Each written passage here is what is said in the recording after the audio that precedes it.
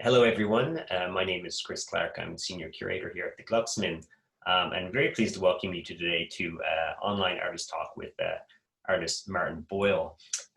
This is a series of talks accompanying the Glucksman's 2021 exhibition, Home, Being and Belonging in Contemporary Ireland.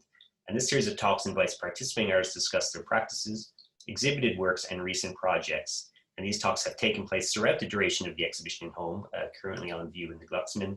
And surprised to say that this is the final of our 16 online artist talks. So I'm not going to say we saved the best for last, but certainly thrilled to have Martin Boyle here to talk a bit about his practice and to have a bit of a discussion as well. Martin is a conceptual artist whose work includes installation, sculpture, photography, video, and site-specific pieces. Influenced by ideas of uncertainty expressed in both euphoric and dark romanticism, he explores contradictions in human thoughts, looking at our relationship between order and chaos, humanity and nature, idealism and reality. And the work oscillates between private and public spaces, appropriating found images and objects. There's an instability in his artwork, which leaves the works open-ended and capable of assuming different meanings. Martin lives and works in Belfast, in Northern Ireland, and graduated with an MFA from the University of Ulster, and is a current recipient of the ACES Award with the Arts Council of Northern Ireland, which culminated in a solo exhibition at MCAC Portadown. He's exhibited in galleries across Ireland and the UK, as well as Madrid, Berlin, New York, Tokyo, Taiwan, and Indonesia. And his recent solo exhibitions include shows at MCAC, Drawhead Art Centre in Drogheda, Gold Thread Gallery in Belfast, Art Centre Ongoing in Tokyo, and Ulster Museum in Belfast. And for those of you who aren't familiar with the format, Martin is going to show a pre-recorded presentation of approximately 20 to 25 minutes. And then we're going to link back up here live for some discussion and Q&A. And as always, you can pose questions to Martin using the chat function or the Q&A function. I'm keeping an eye on both of them. And keep in mind that these talks and conversations will be available to view on the Glucksman YouTube channel afterwards. So without further ado, I'm very happy to say hi to Martin Boyle. Hello. And to hand over to Martin to show a pre-recorded presentation on his work before we meet back up. Thank you, Martin. Hi, my name is Martin Boyle and I am an artist based in Belfast. I lived in Cork before I moved to Belfast, so I was delighted to be exhibiting in the Glucksman Gallery. My work is conceptual based. Many of the ideas I'm interested in seem to swing back to what can be described as concepts of romanticism. I'm interested in both the rationality of science and also the inexplicable mysteries of the natural world, so duality. I am interested in things that hover just outside our comprehension and our effort to reveal them. I'm also interested in how we tend to fill in blank spaces or unknowns with guesses that are deeply shaped by us. I work with found objects, so the history of art, ready-made objects. My work is usually presented as installation, constellation of images, objects, and text. And I'm going to talk to you about a few of my previous works that I find are important to my practice at this time. The first work I want to talk about is called Objet de Virtue, Poundlandia. This was exhibited in Out of the Ordinary, Contemporary Visions of the Avant-Garde in the Naughton Gallery in Queen's University in 2014. The term objet de vertu does not exist in French. It's a coined phrase by the British. It's a category used for tiny decorative pieces, noted for their finesse of material and craft, often reflecting considerable efforts on part of the maker, like Fabergé eggs. This was a humorous and playful take on this. The material of the work was all sourced from Poundland, the cheap plastic components taken apart and rearranged. At the time, I was reading about atoms and matter, how everything around us, rocks, planets, frogs and trees, our bodies and brains, are made up with nothing but neutrons and electrons, protons, neutrons and electrons put together in very complex ways. I made this piece made all these pieces at the same time with no direct intention of outcome, and many of them ended up taking on this sort of cosmic aesthetic And these were just some of the pieces.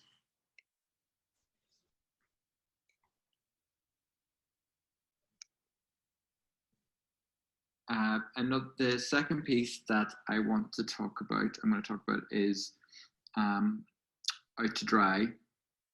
This was one work I made during a residency in Tokyo in 2014. Japan to me is like no other place I've visited. Initially, very normal things and activities become strange and unfamiliar. Just into daily life, it became sort of heavily focused on things that in your normal life you'd never even give thought to. Became interested in the effects that it had on your ability to function. The image of this photograph is of my balcony during my residency. This is a type of clothes dryer that is very common in Tokyo, in a city with a little space. What you can't see in the photo is that my neighbour's balcony directly across. I remember wondering one day whether there was an unspoken rule for days to hang out your washing that I was blissfully unaware of. Determined to embrace the culture I settled in, I began hanging out my washing on the same day my neighbour hung out theirs. From the outside, we presented a symbiotic appearance of order, except I had taken the clothes and cut a hole through them, sewn them together into one solid piece, creating a sort of portal from where I was and where I wanted to get to. The objects themselves were no longer functional, but sort of existed as a symbolic gesture. I ended up hanging out the same piece every time that my neighbour hung their washing out. So there's a level of absurdity in the action.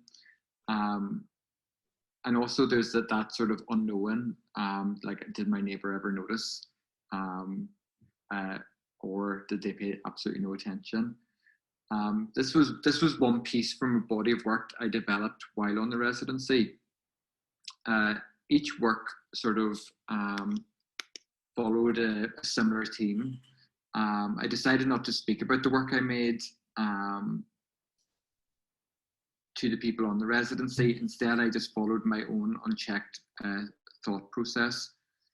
The work was presented at the end of my residency in a solo exhibition called Everything's Connected, with everything spelt wrong. I often play with words and languages in the same way I play with found objects and images. The work itself was never a commentary on Japanese culture, but instead explored how, when we're presented with blank spaces in knowledge, we begin to fill them up with our own reasoning. I also never found out whether you do hang your washing out in Tokyo on certain days.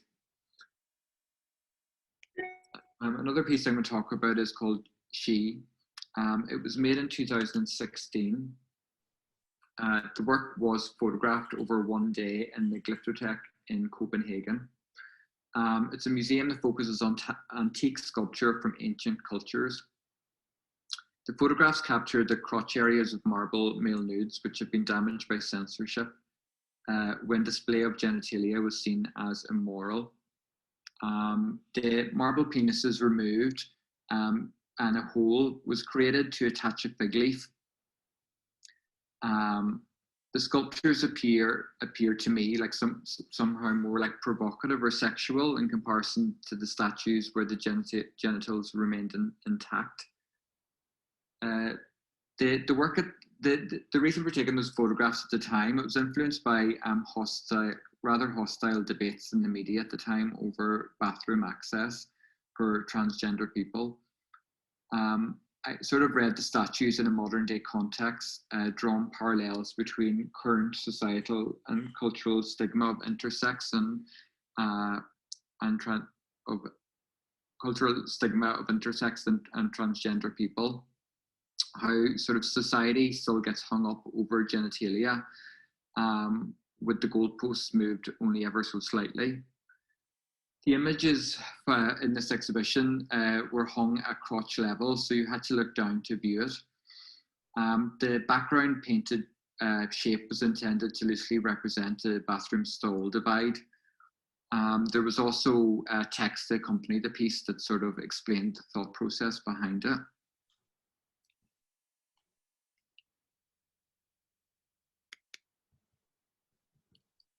This work is from the current exhibition, Home, Being and Belonging in Contemporary Ireland in the Glucksman. This first image is from when it was first shown in Visual in Carlow. And then this beautiful image is from the install of the Glucksman. It's a kinetic wall installation. This work was created using one gold survival blanket torn up with the individual pieces attached to rotating motors on the gallery wall. The surface of this work is light, welcoming, hypnotic and calm, but beneath the visual lays a dark content. It's a conceptual work, so information is needed to understand the thought process. The actual artwork happens in your mind, how the information changes the way that you view the piece. We have become accustomed to seeing the gold reflective material of survival blankets in the media. Images of refugees and migrants rescued while attempting the journey across the Mediterranean Sea to reach Europe. Visually, these images are hopeful, glistening gold surfaces wrapped around the wet survivals, the lucky ones. The work itself was inspired by a photograph posted by the Police Services of Northern Ireland on Facebook of an event welcoming a refugee family from Syria to be homed in Lisburn. A large portion of the responses left were extreme, with an absence of empathy, compassion, or goodwill, blaming the new arrivals for draining the social welfare system, stating that they should be sent back, or at least to somewhere else, to be someone else's problem. In reading these comments, I became interested in this abstract somewhere else, mentioned many times in the comments. I was interested in how this elusive somewhere else was used to create a blank space to banish things that didn't fit into people's vision of reality.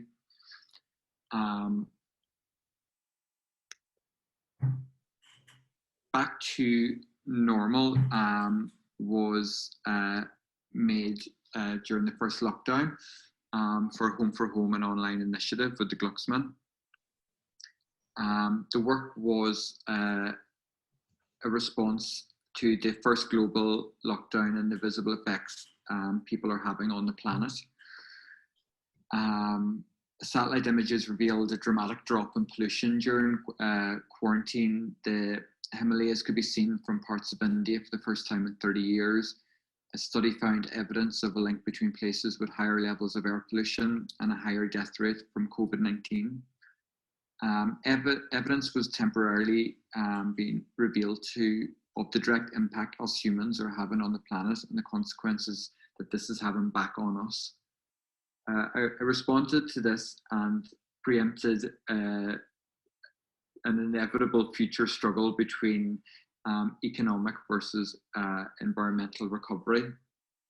I created 11 posters, taking context from news articles I was reading at the time. The posters' backgrounds are composed of gradient color bars using scientific data collected from satellites orbiting Earth. These satellites detect the effects of human activity, where increasing values in light predominantly correspond to activity caused by us. This work was shown this year in Urgencies in CCA Derry, Londonderry. It was intended to be displayed across advertising billboards in the city, but the owners pulled out last minute, feeling that the content was deemed too controversial, which I found very amusing. It was instead displayed in the windows of the Playhouse Theatre.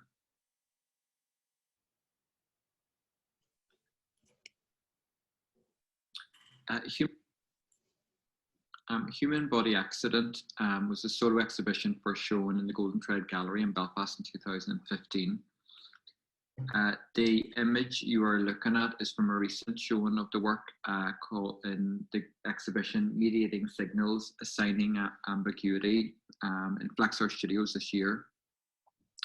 A human accident is used to announce a disruption to a train service in Japan. The accident entails that an individual has jumped into the path of an oncoming train. During my first journey in Tokyo, I confusionally encountered this disruption. The train stopped and the packed carriage quickly emptied, and I was the only person left on the train, nowhere near my stop. Over the next few months in Tokyo, I regularly used the same rail line and would sometimes think of this unknown person. I knew nothing about this person at all, their gender, age, or life story.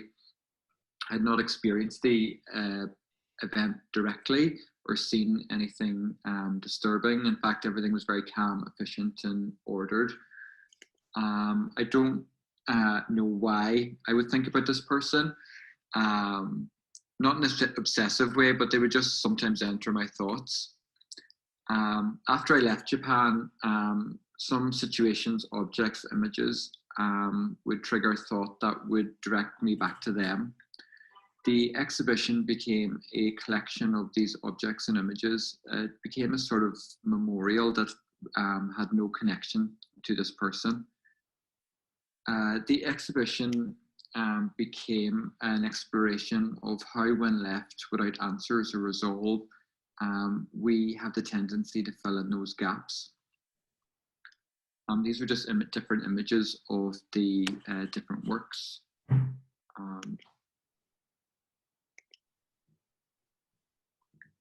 Dead, Death, Dies and Died is a new work made for the recent exhibition. I was asked to re-exhibit this work in Flax by curator Edie Fung. It was to be shown in the former film studio of UTV. It was a much larger space than the work that had been shown before. I felt like it needed something else to occupy. I needed another work to occupy the space. I'd already been collecting headlines from tabloid papers of a trend I'd picked up on which exploited tragic deaths in a sensationalist way. The titles preyed on fears around death, and they must have worked successfully because the tactics were used daily. The title of the work, Dead, Dead, Death, Dies and Died, came about because I took the collection of headlines and I categorized them into adjectives, nouns, and verbs as a way of display.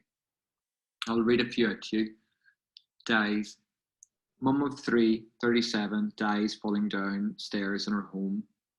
British mother dies after being set alight in bed.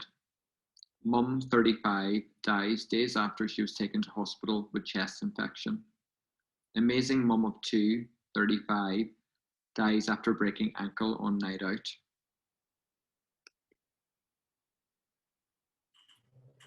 I felt like I needed another element to piece the work together. So I took images I'd been collecting of mistake photos from other people's phones, abstract images that were created randomly by accident, without intention. I was trying to retain the random nature of the images. So I sent all the photos to an online Photoshop where the algorithm decided the size and cropped them. Taking a traditional photo album, I laser engraved each headline onto a single page, placing one image picked randomly along with it. The repetition broke down the sensationalism of the titles. Impact was lost after reading a few pages, at times becoming uncomfortably humorous. Time was a solo exhibition that I had in the Millennium Court Arts Centre in Portadown in 2020.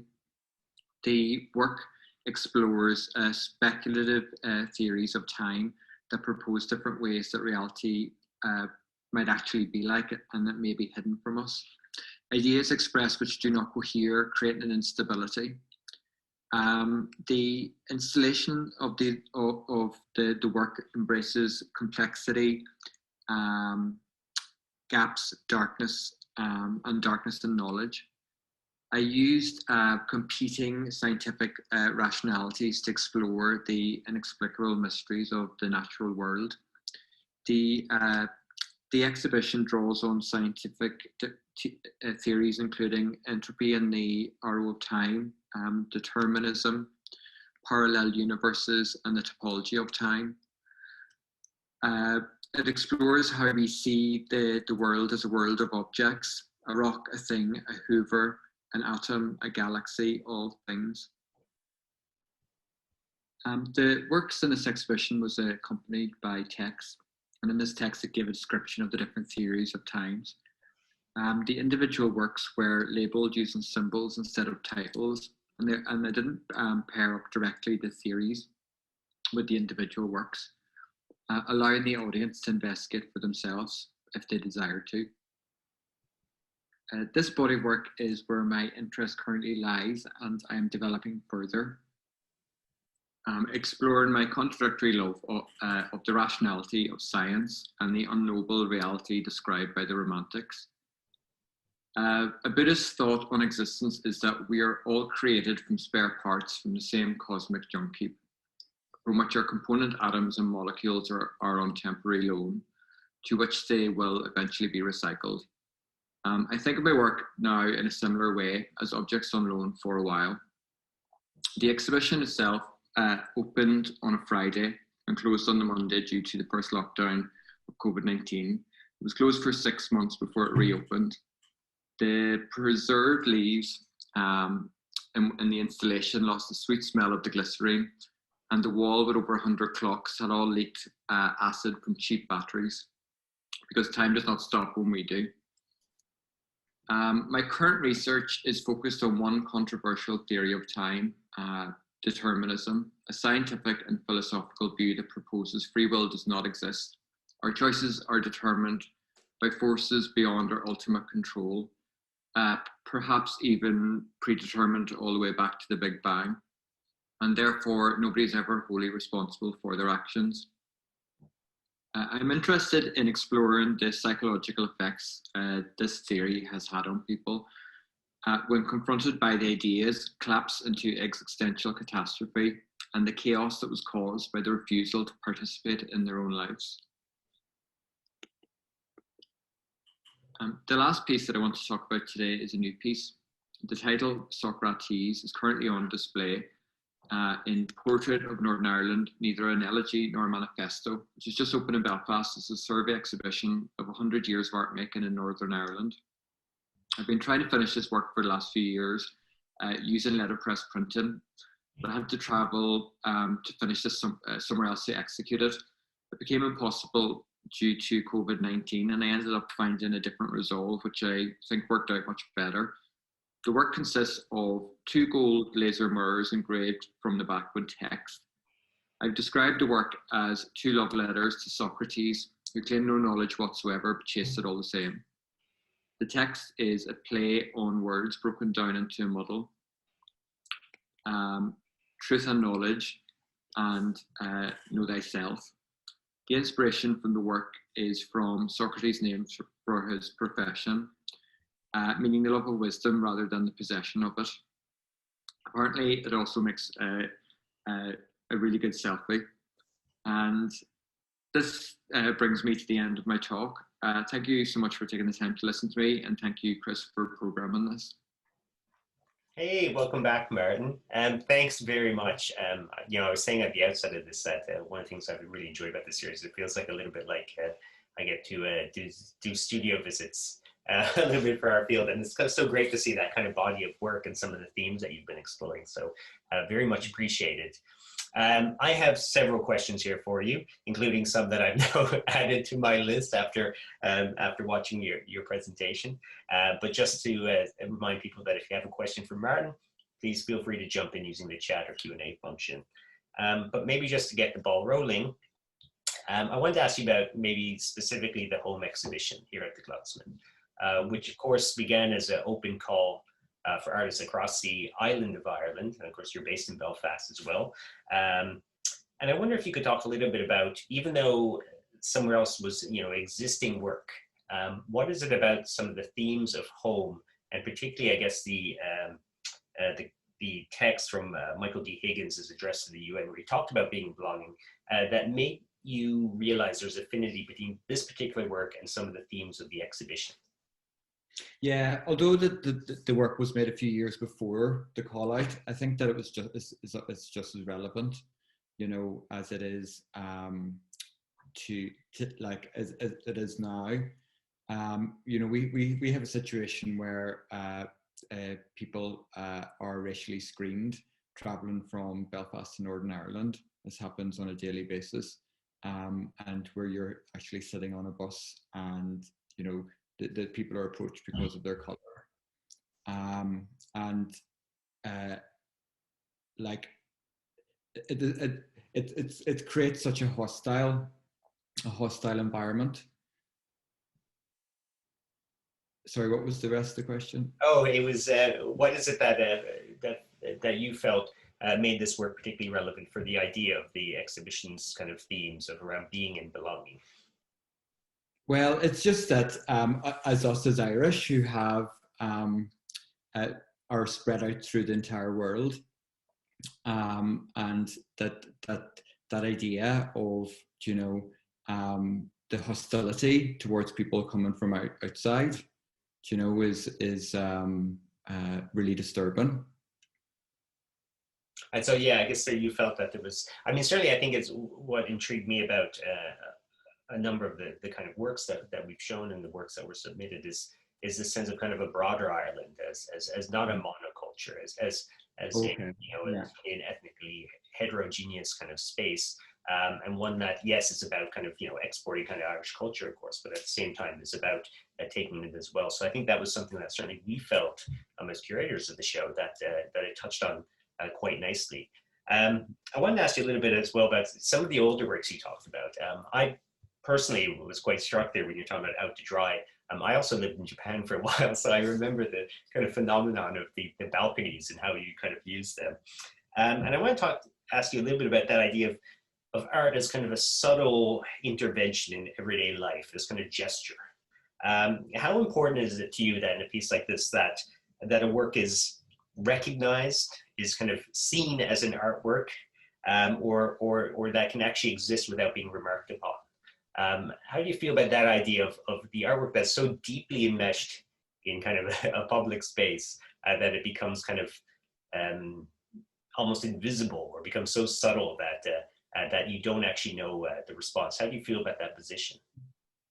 I sort of really enjoy the fact that, the unknown, did my neighbor ever pick up on the fact that this very ordinary thing was happening, but it was happening exactly the same every single time? It's impossible. And, it's almost that sort of where you leave these sort of wonder or unresolved things, and it was sort of the nature of all the works in the show. It was like, you leave,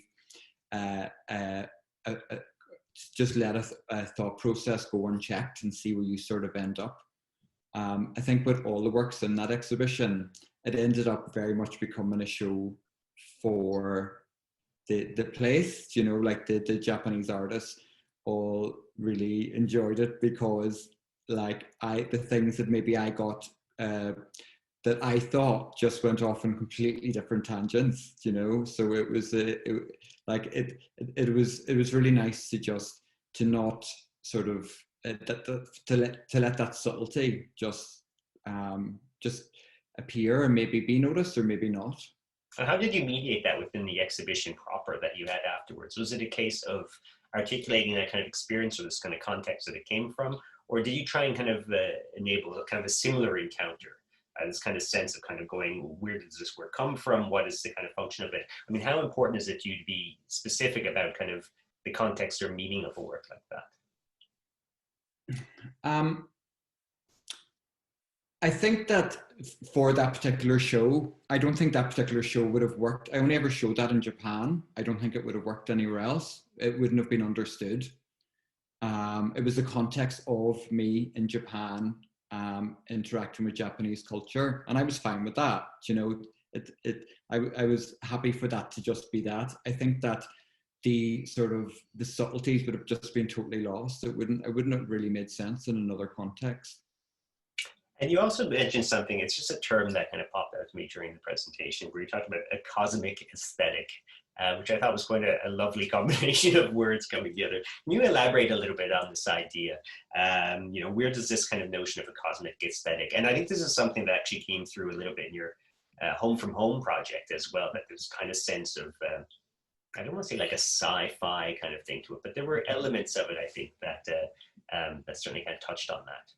Yeah, I think it all just comes from, you know, like this sort of space race sort of part of history, you know, like the first trips to the moon, it was all that sort of architecture, like Soviet architecture that sort of came out of that. It's like, to me, it's all kind of tied up into that sort of nostalgic. Mm-hmm. And I think that, you know, it wasn't like it was a conscious thing. It was afterwards I kind of went, oh, that's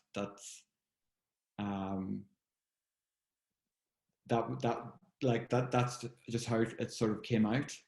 Yeah, Because so I was going to say, I thought in the context of the Home from Home project, which of course was where we asked artists from the home exhibition to respond to the COVID-19 restrictions, that it really kind of captured this kind of sense of the strangeness and the otherworldliness of this kind of pandemic scenario that we're kind of locked in. But that might be just my interpretation of it. That, and also as well, it's almost got that sort of, I thought afterwards, a sort of like religious-y sort of, you know, those sort of like posters with text, you know, quotes from the Bible, kind of feel to it as well. Like the thing about those ones is they were so ambiguous, and as well, and that's why, you know, they were like parts taken out of like things that were being talked at the time. And as I said, that when I went to show it, was to show it in Derry, and it was I found it very funny that then it became very controversial. Like, it's all these things that are being talked about all the time, and this was done in the most ambiguous way. And at a time when the city was kind of in a lockdown, and there was like, you know, there was nobody about. And then it was like, it became this like issue, this big issue, and this sort of like that they felt it was too controversial. There's a sense of kind of the doomsday about it almost, isn't it? You know, the end is nigh. Yeah, it's sort of like dark. It's, you know, I keep coming back at, like, I talk about romanticism a lot. What I find is I do work and I go, oh, that's an idea from romanticism. I don't set out to do that. And it's the same with that work. It's dark romanticism. It's that, you know, will we save ourselves or will we destroy ourselves? I mean, they also have that kind of feel of, I mean, maybe it's something that I kind of touched on is the way you use language.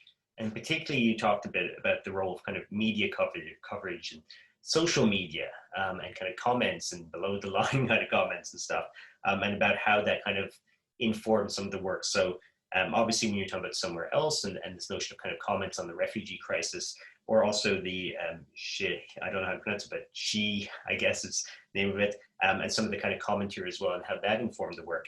Are you someone who is generally weary of social media? Do you see it as kind of a fruitful resource to kind of draw on? Do you know what? It's very very easily accessible media. Like, so it's like, you know, I've always kind of gathered bits and pieces, and it's very, like, it's a place that's ripe for noticing different, you know, like it, yeah, you know what? It's a brilliant source. For me, it's a brilliant source, especially when you're talking about current affairs and sort of ways of how we live. Well, it seems to kind of really fit with some of the other approaches that you're employing in your work, and particularly you mentioned the notion of kind of the ready-made, the kind of everyday object that's been appropriated, as well as the way that those things have a certain kind of fluidity of kind of interpretation and meaning. And it seems to me that as well, that's something that social media kind of lends itself to. I mean, do you find these kind of comments and these texts these things that you kind of pick off the internet, do you see them as kind of an extension of the ready-made?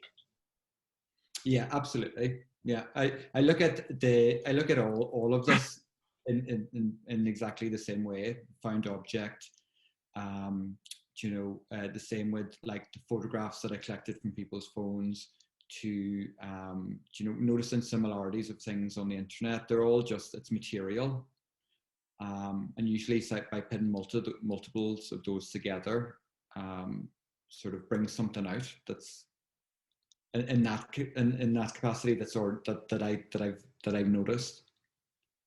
I mean, I was kind of struck by the way you talked about determinism. Determinism, I cannot pronounce this word, in your most recent work, and this notion of, I guess, of almost like a free will being this kind of antiquated idea, but actually we're kind of being carried along. And do you feel that is somewhat descriptive of your practice, of this notion of the artist kind of as almost a cipher, or someone who kind of collects and reassembles and kind of forms things, but actually is dictated by the material? I guess, well, first of all, like the more I've looked into this determinism, it's actually like, it's so dark, and it's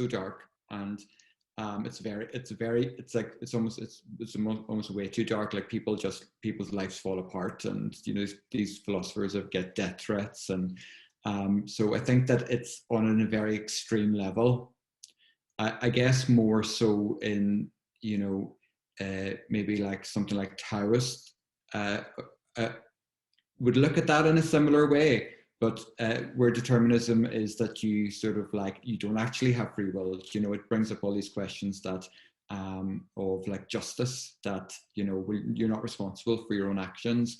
Whereas then you have more Eastern philosophy that looks at it in a similar way. Everything's traced right back to the Big Bang, but like not to that minute detail at the where we kind of come back and make everything about us. It's always about that. We come back and we make everything about us. It's so. I think that like that is definitely something that we can't not. It's something we always do. We bring it back to us.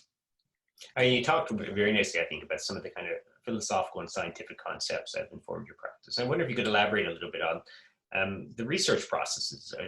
How important is the research stage, or even ideas of kind of collaboration? I mean, do they inform these kind of conceptual approaches as well? I mean, where do you go for the source yourself, I guess, to find this kind of material? Other than the Facebook comments and... Well, my brother is an astrophysicist, and his partner, she is a scientist as well. And I guess I think I like, especially in the last few years, it was like going to like work. His partner's working in CERN, and going and getting like a backstage tour, and so like just like having those moments where these things really like blew my mind. And I think that seeing it in real life, and I think that from the show, Time, the recent show, that really sort of brought all that out. And it also all this, I've always been really interested in sort of reading articles, and I think that, and I also like that these things sort of inform my practice, but not in an indirect way. And then it was sort of after that, it just became more prominent. But it's interesting to me because it seems like there are kind of factors that play there as well. We kind of tend to think of kind of science as a factual thing, but also the way you kind of use language. Even I'm thinking of the Socrates kind of piece that you're showing there, in this way of kind of mishearing or misreading or misinterpretation, and the way that they actually kind of changes how we interpret these things. And you also talked about ideas of entropy as well, which has this, of course, pedigree within kind of conceptual arts practices as well. I wonder if you could talk a little bit about that notion there, as well as, do you find that your work is not critical of science or factuality, but do you feel that you're kind of maybe unpacking some of those ideas, or those kind of accepted kind of norms around kind of science and data and information, by all of a sudden troubling them through the way you use language? So I guess like the thing of the history of Romanticism is that they were sort of anti-science and the rationality of science. That science was not going to have all the answers. I absolutely love the rationality of science and also love the ideas of Romanticism, and they're complete contradictions. And I think that we all live with those contradictions. One minute we're chasing sort of the security and order, and the next minute, freedom, there. And so, sorry, I've lost my train. What was the I think you kind of answered it. I mean, I guess even when you're talking about romanticism, of course, we always remember it goes hand in hand with the Enlightenment, doesn't it? And that kind of back and forth between it. But I guess what I was getting at is, do you see your practice as on some level digging into the idea of kind of rationalism or kind of science as something that is, maybe unquestionable, and yet we see through social media, we see through the internet that actually factuality is constantly kind of questioned. I wonder if you could talk a little bit about those tensions between, the objective knowledge that science purportedly offers, and the way that it can be kind of used, or the way it can be kind of spun or speculated upon. Yeah, well, the thing about science is science has thrown up more questions than it has answers, and that's what science has done. It's like a beautiful part of humans, the way that we question and we look at things. But we know so little. We know so very little. We may like we know we don't know how bacteria properly works, or even like and so we actually science in itself is usually trying to prove the theory before it wrong. So science is constantly being rewritten. It's not this sort of solid, it's not this solid thing. At that, it's like that idea of like science is fact. It's it's unstable. It's beautifully unstable.